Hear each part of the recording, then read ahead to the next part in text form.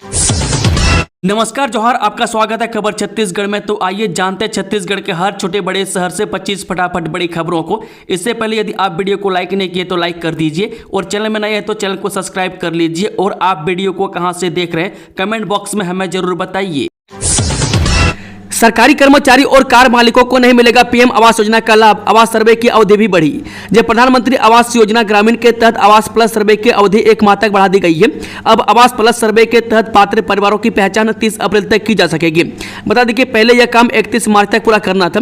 वह पीएम आवास योजना के लिए जिले में 951 परिवारों का सर्वे पूरा हो चुका है। वह पीएम आवास योजना का लाभ सरकारी कर्मचारी व तिपहिया समेत कार मालिकों को नहीं मिलेगा। जिला पंचायत की मुख्य कार्यपालन अधिकारी रोमा श्रीवास्तव ने बताया कि धमतरी जिले के ग्रामीण इलाकों में प्रधानमंत्री आवास योजना के तहत अस्थायी प्रतीक्षा सूची और 2018 की सर्वे सूची में छूट गए पात्र परिवारों का सर्वे तेजी से किया जा रहा है। छत्तीसगढ़ हाईकोर्ट का बड़ा फैसला, 2006 से पहले रिटायर कर्मचारियों को मिलेगा पेंशन का लाभ। छत्तीसगढ़ हाईकोर्ट ने एक महत्वपूर्ण निर्णय में राज्य सरकार को निर्देश दिया है कि वह 6वें वेतन आयोग के तहत 1 जनवरी 2006 से पहले सेवानिवृत्त हुए कर्मचारियों को पेंशन लाभ का भुगतान सुनिश्चित करें। यह फैसला न्यायमूर्ति राकेश मोहन पांडे की एकल पीठ ने छत्तीसगढ़ शासकीय महाविद्यालयीन पेंशनर संघ बनाम छत्तीसगढ़ राज्य के मामले में सुनाया। याचिकाकर्ता छत्तीसगढ़ शासकीय महाविद्यालयीन पेंशनर संघ सरकारी महाविद्यालयों के पेंशन भोगियों का प्रतिनिधित्व करने वाली पंजीकृत संस्थान है। आंगनबाड़ी केंद्रों के बच्चों को बढ़ राहत, भीषण गर्मी को देखते हुए समय में क्या बदलाव, जाने पर जानकारी। छत्तीसगढ़ के प्रमुख शहरों में तापमान तेजी से बढ़ रहा है। मौसम विभाग के अनुसार राज्य के कई हिस्सों में भीषण गर्मी पड़ रही है और आने वाले दिनों में भी तापमान में वृद्धि की संभावना है, जिसके चलते स्कूली बच्चों को काफी परेशानियों का सामना करना पड़ सकता है। मैं खासकर आंगनबाड़ी के बच्चे इस भीषण गर्मी में झुलस सकते हैं। वहीं इस झुलसने वाली गर्मी को देखते हुए छत्तीसगढ़ शासन ने आंगनबाड़ी केंद्रों के संचालन समय में और अस्थायी बदलाव किया है। महिला बाल विकास विभाग द्वारा जारी निर्देश अनुसार 1 अप्रैल 2025 से 30 जून 2025 तक आंगनबाड़ी केंद्रों का संचालन सुबह 7 बजे से 11 बजे तक किया जाएगा। इस अवधि में केंद्रों का संचालन 6 घंटे की बजाय 4 घंटे ही संचालित रहेंगे, जिससे बच्चों को भीषण गर्मी से बचाया जा सके। छत्तीसगढ़ में तीर्थ यात्रा योजना का हुआ शुभारंभ, सीएम साय ने ट्रेन को दिखाई हरी झंडी, देखें पूरी जानकारी। छत्तीसगढ़ के मुख्यमंत्री विष्णुदेव साय ने आज रेलवे स्टेशन रायपुर से मुख्यमंत्री तीर्थ यात्रा योजना का शुभारंभ किया। हरी झंडी दिखाकर श्रद्धालुओं को विशेष ट्रेन के माध्यम से तिरुपति, रामेश्वरम और मदुरई के लिए रवाना किया गया। मुख्यमंत्री साय ने इस शुभ अवसर पर बुजुर्ग श्रद्धालुओं से आत्मीय संवाद किया और उन्हें सफल यात्रा हेतु शुभकामनाएं दी। यात्रा के पहले चरण में प्रदेश के लगभग 780 श्रद्धालु तीर्थ यात्रा के लिए जा रहे हैं। डॉक्टर ने किया बड़ा कारनामा, चंद घंटों में जोड़ दी कटी हथेली, 7 से 8 घंटे तक चला ऑपरेशन। रीवा जिले के संजय गांधी अस्पताल में डॉक्टर्स की टीम ने दुर्घटना में कटे एक मासूम की कटी हुई हथेली जोड़कर बड़ा कारनामा करने का मामला सामने आया है। प्लास्टिक सर्जन डॉक्टर व उनकी टीम ने चारा मशीन से चारा काटते समय हाथ से अलग हुए 9 वर्षीय मासूम की हथेली को हाथ से जोड़ने के लिए लंबा ऑपरेशन करना पड़ा। अब ईडब्ल्यूएस बच्चों को भी मिलेगा निःशुल्क शिक्षा का अधिकार, हाईकोर्ट ने सरकार को दिए निर्देश। छत्तीसगढ़ हाईकोर्ट ने गुरुवार को आर्थिक रूप से कमजोर वर्ग यानी कि ईडब्ल्यूएस के बच्चों को शिक्षा के अधिकार यानी कि आरटीई के तहत निजी स्कूलों में निःशुल्क शिक्षा देने के मामले में एक बड़ा फैसला सुनाया है। हाईकोर्ट ने छत्तीसगढ़ सरकार को निर्देश दिया है कि वो ऐसे बच्चों को निःशुल्क शिक्षा देने के लिए ठोस योजना तैयार करें। गौरतलब है कि आरटीई अधिनियम 2009 की आर्थिक रूप से वंचित समूह यानी कि ईडीजी और कमजोर वर्गों यानी कि ईडब्ल्यूएस के साथ भेदभाव करने के लिए आलोचना की जाती रही है, क्योंकि आरटीई अधिनियम के अनुसार निजी स्कूलों में सिर्फ अनुसूचित जाति, अनुसूचित जनजाति और अन्य पिछड़ा वर्ग के बच्चों को आरटीई के तहत निःशुल्क शिक्षा दी जाती है। 146 करोड़ रुपये से होगा अब भोरमदेव का कायाकल्प, केंद्रीय पर्यटन मंत्रालय ने दी मंजूरी। जी हां, छत्तीसगढ़ के खजुराहो के नाम से जाने वाले प्रसिद्ध भोरमदेव मंदिर का अब कायाकल्प होगा। इसके लिए केंद्रीय पर्यटन मंत्रालय भारत सरकार ने 146 करोड़ रुपये की मंजूरी दी है। इससे कबीरधाम जिले को अब एक और नई पहचान मिलेगी। बता दें कि इस राशि की मंजूरी के बाद उप मुख्यमंत्री विजय शर्मा ने भोरमदेव महोत्सव 2025 का शुभारंभ करते हुए बताया कि प्रधानमंत्री मोदी के नेतृत्व में भारत सरकार के स्वदेश दर्शन योजना के 2.0 के तहत देश के पुरातत्व, धार्मिक पर्यटन एवं जन आस्था के केंद्र ऐतिहासिक स्थलों की ख्याति को देश दुनिया में बढ़ाने के संकल्पित है। इस योजना के तहत 146 करोड़ रुपए की स्वीकृति दी है। इसके लिए लगातार 1 साल से प्रयास किया जा रहा था और जिले वासियों के साथ बैठकर कार्य योजना तैयार की गई थी। एमएसपी पर 100% खरीदी की गारंटी। केंद्रीय कृषि मंत्री शिवराज सिंह चौहान ने किसानों से की रजिस्ट्रेशन कराने की अपील। केंद्रीय कृषि एवं किसान कल्याण मंत्री शिवराज सिंह चौहान ने गुरुवार यानी कि 27 मार्च को बताया कि सरकार ने तुअर यानी कि अरहर, उड़द और मसूर जैसी दालों की खरीद को बढ़ावा देने के लिए बड़ा कदम उठाया है। सरकार ने खरीफ 2024-25 सीजन के लिए इन फसलों को न्यूनतम समर्थन मूल्य यानी कि एमएसपी पर 100% खरीदने की मंजूरी दी है। इसका मकसद किसानों को प्रोत्साहित करना और दालों के आयात पर निर्भरता कम करना है। चौहान ने कहा कि अगले 4 साल तक यानी 2028-29 तक ये खरीद जारी रहेगी। घबराए नक्सलियों के हाईकमान के एरिया कमेटी को पत्र, कहा अस्तित्व खतरे में नहीं, मिल रहे लड़ाके। छत्तीसगढ़ में नक्सलियों का अस्तित्व खतरे में पड़ गया, इस बात को खुद नक्सली मान रहे हैं। उन पर हो रही कार्रवाई के बीच नक्सलियों ने एक हाई लेवल की मीटिंग की। इस मीटिंग के बाद अपने एरिया कमेटी को एक पत्र जारी कर लिखा है कि नक्सलियों ने ग्राम सभा कर 130 से ज्यादा लड़ाकों को संगठन में भर्ती किया है।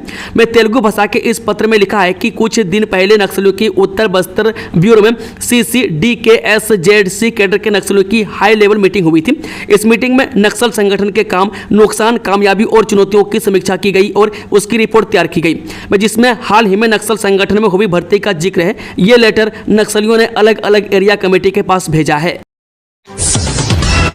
15 घंटे अपने आवास पर छापे के बाद भूपेश बघेल ने किया बड़ा खुलासा। बोले, मेरे घर से ये सामान ले गई सीबीआई। कांग्रेस के वरिष्ठ नेता एवं पूर्व मुख्यमंत्री भूपेश बघेल ने बुधवार को अपने परिसरों पर सीबीआई की छापेमारी को राजनीति से प्रेरित करार दिया।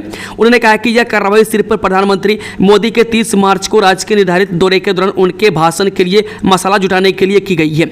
बघेल ने यह भी दावा किया है कि केंद्रीय अन्वेषण ब्यूरो यानी कि सीबीआई ने उनके भिलाई आवास से उनकी संपत्ति के कागजात और उनके मोबाइल फोन भी ले लिए हैं। अधिकारियों ने बताया कि सीबीआई ने बुधवार को कथित 6000 करोड़ रुपए के महादेव ऐप घोटाले के सिलसिले में बघेल के आवास पर 14 घंटे तक तलाशी ली। महादेव सट्टा ऐप में जिनका नाम, उन पर होगी कार्रवाई, सीएम विष्णुदेव साय ने दिया बयान। छत्तीसगढ़ में सीएम भूपेश बघेल सहित आईपीएस अफसरों के घर में सीबीआई की रेड के बाद सीएम विष्णुदेव साय का बयान सामने आया है। सीएम साय ने कहा कि महादेव सट्टा ऐप में जिनका नाम, उन पर कार्रवाई होगी। दरअसल बुधवार को छत्तीसगढ़ के पूर्व मुख्यमंत्री भूपेश बघेल, विधायक देवेंद्र यादव सहित आईपीएस अफसरों के घर में सीबीआई की टीम ने छापा मारा था। बुधवार को इनके ठिकानों पर दिन भर सीबीआई की टीम जांच करती रही। पूरा मामला महादेव बेटिंग ऐप से जुड़ा हुआ है। इस मामले में मुख्यमंत्री विष्णुदेव साय ने कहा कि सीबीआई द्वारा महादेव बेटिंग ऐप से जुड़े मामले में यह जांच की जा रही है।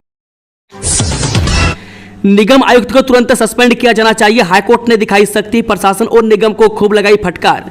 छत्तीसगढ़ हाईकोर्ट ने नगर निगम और जिला प्रशासन की कार्यप्रणाली पर गंभीर सवाल उठाए हैं। बुधवार को अतिक्रमण, साफ सफाई, अव्यवस्थित फुटपाथ और पर्यावरण सुरक्षा से जुड़े मामलों पर स्वतः संज्ञान लेते हुए जनहित याचिका की सुनवाई हुई। मुख्य न्यायाधीश रमेश सिन्हा और न्यायाधीश रविंद्र कुमार अग्रवाल की बेंच ने नगर निगम और प्रशासन को कड़ी फटकार लगाते हुए कहा कि अतिक्रमण हटाने के लिए पहले से आदेश दिए जा चुके हैं, फिर भी कोई ठोस कार्रवाई नहीं की गई है। अदालत ने नाराजगी जताते हुए कहा कि अधिकारी सिर्फ दिखावटी कार्रवाई करते हैं और जनता की समस्याओं का समाधान नहीं हो रहा है। छत्तीसगढ़ में शिव महापुराण कथा से लौट रहे श्रद्धालुओं, हादसे का शिकार 24 लोग घायल। जसपुर में 2 दिनों के अंदर 2 हादसे हो गए। बुधवार को बयाली में नाव हादसा हुआ, उसके बाद कुनकुरी में गुरुवार को पिकअप पलटने से बड़ा हादसा हो गया। इस दुर्घटना में 24 लोग घायल हो गए। इन लोगों में 5 की हालत बेहद गंभीर है। हादसे के बाद मौके पर पुलिस की टीम पहुंची, घायलों को अस्पताल में भर्ती कराया गया। अभी सबका इलाज चल रहा है। रायपुर नगर निगम का नया नियम, सदन में नहीं कर पाएंगे नाश्ता और भोजन, मोबाइल पर भी लगी रोक। जी हां, नगर निगम में सदन के सदस्य अब सदन में चाय, नाश्ता और भोजन नहीं कर सकेंगे। इसके अलावा उनके मोबाइल के इस्तेमाल पर भी प्रतिबंध लगाया गया है। सदन में कोई सदस्य मोबाइल का इस्तेमाल करता पाया गया तो उसका मोबाइल जब्त किया जाएगा। रायपुर नगर निगम के सभापति सूर्यकांत राठौर ने यह बयान दिया है। उन्होंने नगर निगम में आयोजित एक पत्रकार वार्ता में यह जानकारी दी है। 28 मार्च को रायपुर नगर निगम का बजट पेश किया जाना है। उससे पहले इस नए नियम की जानकारी दी गई है। चाइल्ड पोर्नोग्राफी केस में युवक अरेस्ट, सोशल मीडिया में वीडियो वायरल करना पड़ा महंगा। चाइल्ड पोर्नोग्राफी मामले में पुलिस ने एक युवक को अरेस्ट किया है। थाना लवन क्षेत्र के गांव में रहने वाले इस युवक ने सोशल मीडिया पर चाइल्ड पोर्नोग्राफी के वीडियो अपलोड करके वायरल किए थे। साइबर टास्क फोर्स की ओर से बलौदा बाजार पुलिस को इसकी सूचना दी गई, जिसमें यह कहा गया था कि संबंधित मोबाइल नंबर से सोशल मीडिया पर चाइल्ड पोर्नोग्राफी की वीडियो अपलोड की गई है। इसके बाद पुलिस की तकनीकी टीम ने जब IP एड्रेस और मोबाइल नंबर की जाँच की तो पता चला कि यह नंबर 11 थाना क्षेत्र में रहने वाले एक युवक का है। इस युवक के गांव में पुलिस ने दबिश दी और आरोपी को गिरफ्तार किया। आरोपी युवक के खिलाफ पुलिस ने IT एक्ट और पॉक्सो एक्ट के तहत मामला दर्ज किया है। यह कार्रवाई गृह मंत्रालय की साइबर टीम से मिली गुप्त सूचना के आधार पर की गई। पुलिस का कहना है कि आरोपी ने सोशल मीडिया प्लेटफॉर्म पर बच्चों से जुड़ी आपत्तिजनक वीडियो अपलोड की थी, जो एक गंभीर अपराध है। वर्जिनिटी टेस्ट की मांग पर हाईकोर्ट ने लगाई पति को फटकार, कहा मौलिक अधिकारों का उल्लंघन। जब बिलासपुर हाईकोर्ट ने पत्नी के वर्जिनिटी टेस्ट की मांग को असंवैधानिक करार देते हुए पति की याचिका खारिज कर दी है। कोर्ट ने अपने निर्देश में कहा कि इस तरह की मांग न केवल महिलाओं की गरिमा के मौलिक अधिकारों का उल्लंघन है, बल्कि संविधान के अनुच्छेद 21 के भी विपरीत है। बता दें कि रायगढ़ के पारिवारिक न्यायालय में जुलाई 2024 को दर्ज एक मामले में पत्नी ने 20,000 प्रतिमाह अंतरिम भरण पोषण की मांग की थी। दोनों की शादी 30 अप्रैल 2023 को हिंदू रीति रिवाजों से हुई थी, लेकिन जल्द ही संबंधों में दरार आ गई। पत्नी ने अपने पति पर नपुंसकता का आरोप लगाया, जबकि पति ने पत्नी के अपने बहनोई से अवैध संबंध होने की बात कही। इसके अलावा पति ने कोर्ट से पत्नी की वर्जिनिटी टेस्ट की मांग की। बता दें कि पति की याचिका को पारिवारिक न्यायालय ने खारिज कर दिया, जिसके खिलाफ पति ने हाईकोर्ट में अपील दायर की। न्यायमूर्ति अरविंद कुमार वर्मा की बेंच ने क्रिमिनल रिवीजन की सुनवाई के दौरान इस पर गंभीर टिप्पणी की। कोर्ट ने अपने फैसलों में कहा कि कौमार्य परीक्षण असंवैधानिक है और महिला की गरिमा के अधिकार का उल्लंघन करता है। यह संविधान के अनुच्छेद 21 जीवन और व्यक्तिगत स्वतंत्रता का अधिकार का उल्लंघन है। अगर पति खुद पर लगे आरोपों को गलत साबित करना चाहता है तो वह खुद का मेडिकल परीक्षण करा सकता है, लेकिन पत्नी पर ऐसा आरोप थोपना अवैध है। यूरिया खाद की कालाबाजारी, किसान संघ ने खोला मोर्चा, आंदोलन की चेतावनी। ये सरकार गांव-गांव में सोसाइटी के जरिए कम दामों पर खाद, बीज, यूरिया उपलब्ध कराती है, लेकिन किसानों का कहना है कि इन दिनों कबीरधाम जिले की सोसाइटियों में यूरिया खाद नहीं दिया जा रहा है, जिससे यूरिया की किल्लत हो गई है। अब व्यापारी किसानों की मजबूरी का फायदा उठा रहे हैं। बता दें किसानों का कहना है कि व्यापारी मनमानी कर रहे हैं। आलम यह है कि बाजार में 266 रुपये का यूरिया 500 रुपये में बेचा जा रहा है, वहीं 1300 रुपये के DAP को 1800 रुपये वसूले जा रहे हैं, जिससे अन्नदाता परेशान है। प्राचार्य पदोन्नति का आदेश जारी करने पर छत्तीसगढ़ हाईकोर्ट की रोक। छत्तीसगढ़ में प्राचार्य पदोन्नति का आदेश जारी करने पर हाईकोर्ट ने अगले आदेश तक रोक लगा दी है। चीफ जस्टिस ने सभी पक्षों को सुनने के बाद कहा कि सभी पक्षकार आवश्यक जानकारी सहित अपना पक्ष सबमिट करें। प्राचार्य पदोन्नति आदेश जारी करने पर chief justice Ramesh Kumar Sinha, justice Ravindra Kumar Agrawal की डिवीजन बेंच में बुधवार को सुनवाई हुई। प्राचार्य पदोन्नति के लिए BEd की डिग्री को अनिवार्य किया जाए या नहीं, इस पर याचिकाकर्ता अखिलेश कुमार त्रिपाठी के अधिवक्ता और हस्तक्षेपकर्ता अधिवक्ता आलोक बख्शी ने अपना पक्ष रखा। वहीं शासन की ओर से अतिरिक्त महाअधिवक्ता यशवंत ठाकुर ने अपना पक्ष रखा।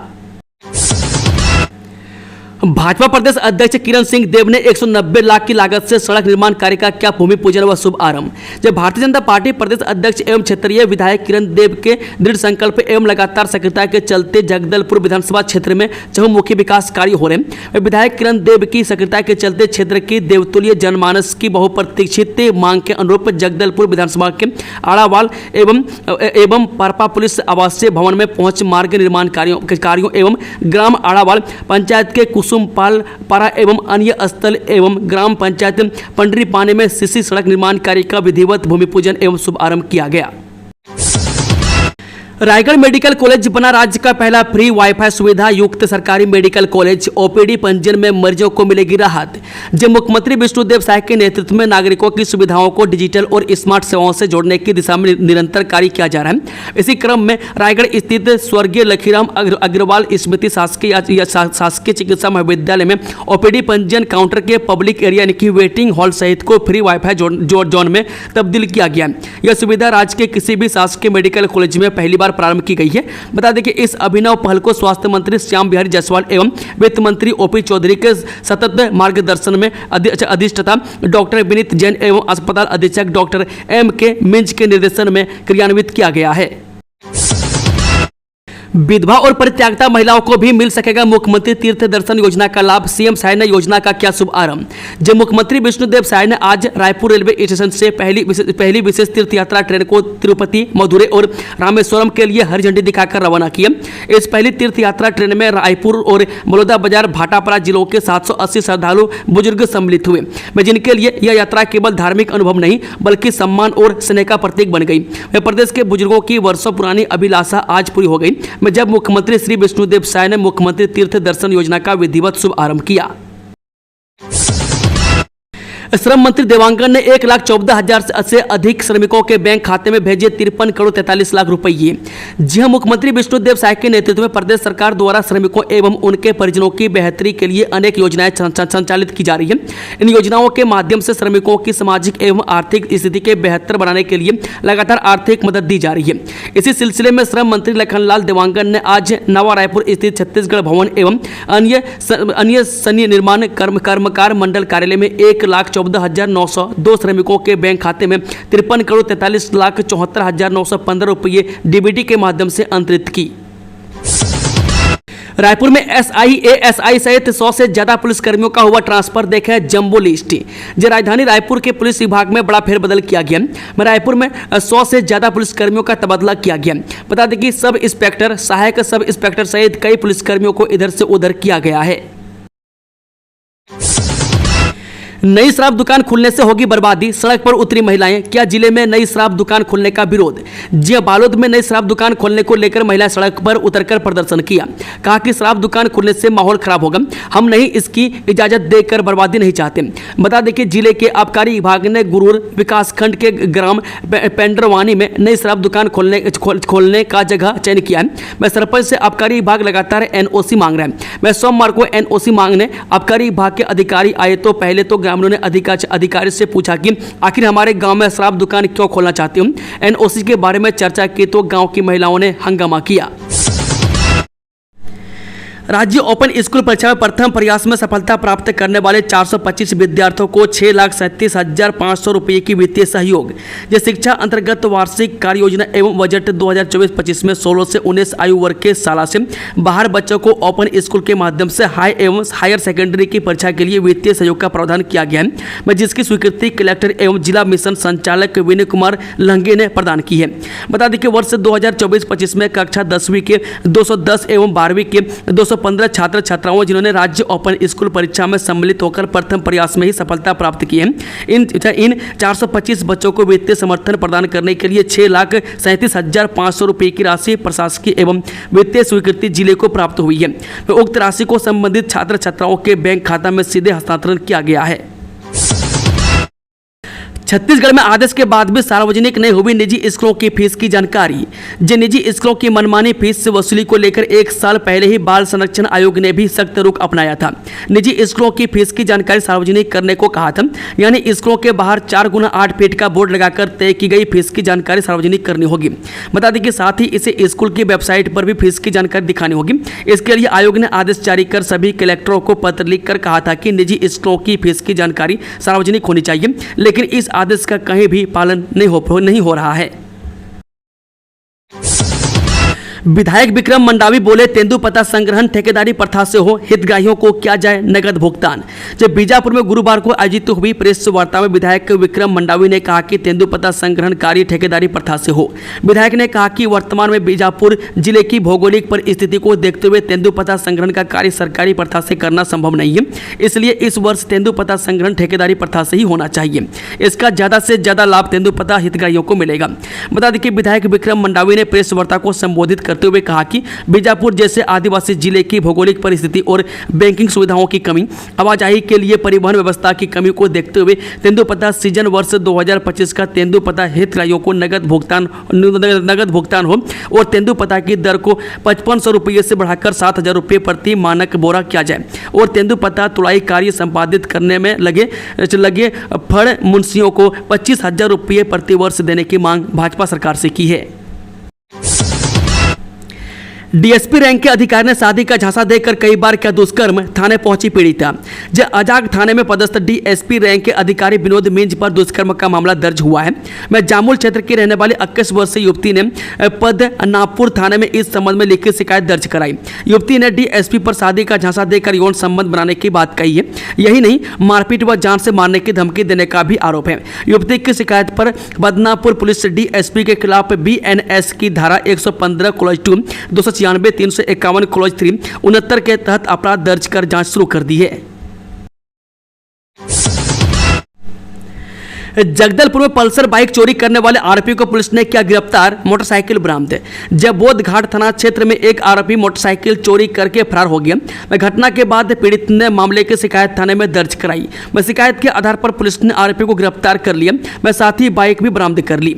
बता दें कि मनीष से मरकाम ने पुलिस को दी तहरीर में बताया कि 26 मार्च को शांति नगर मोतीराम पार्षद के घर सामने अपनी पल्सर बाइक को खड़ी करके अपने भाई दीपक सोनी से मिलने गया था। तभी पल्सर गाड़ी को चोर लेकर फरार हो गया।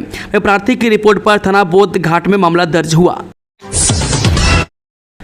प्रदेश भर के 12,000 मनरेगा कर्मचारी करेंगे हड़ताल, 4 सूत्रीय मांगों को लेकर राजधानी में करेंगे प्रदर्शन। छत्तीसगढ़ में ग्रामीण विकास की सफलता के पीछे मनरेगा कर्मचारियों का अहम योगदान रहा है, लेकिन आज जो वही कर्मचारी अपने भविष्य को लेकर चिंतित हैं। 19 साल से राज्य की प्रगति में योगदान देने के बावजूद न तो उनकी सेवा सुरक्षा सुनिश्चित हो पाई है और न ही उन्हें अस्थायी नौकरी का दर्जा मिला। बता दें कि अब उम्र के 5वें दशक में कदम रख चुके हजारों मनरेगा कर्मी अपने भविष्य की सुरक्षा के लिए संघर्ष कर रहे हैं। इसी कड़ी में 28 मार्च को प्रदेश भर के 12,000 कर्मचारी रायपुर में एकत्रित होकर मुख्यमंत्री विष्णुदेव साय और उप मुख्यमंत्री एवं पंचायत मंत्री विजय शर्मा के नाम कलेक्टर को ज्ञापन सौंपेंगे। दोस्तों, खबरों का सिलसिला यहीं समाप्त होता है। अगर जानकारी पसंद आई हो तो वीडियो को लाइक, चैनल को सब्सक्राइब जरूर कर लें और कमेंट बॉक्स में कमेंट करके बताएं कि आप न्यूज़ को किस मोहल्ले और पंचायत से देख रहे हैं। Thank you, all the best, जय हिंद।